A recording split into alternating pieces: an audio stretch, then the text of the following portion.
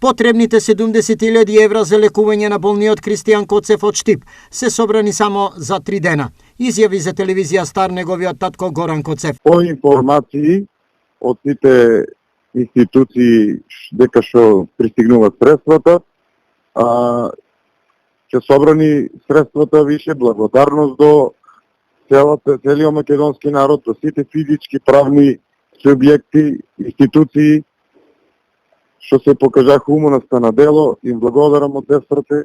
Парите се обезбедени од огромен број на лични донации на граѓани од целата држава и странство, како и од компании, но и локални државни институции. Сега Кристијан закрепнува и за 10 дена со специјален авион ќе биде транспортиран во Турција, каде тамошните лекари ќе овозможат пресадување на матичните клетки, бидејќи Кристијан се бори со ретка генетска болест, односно изумирање на мозочните клетки.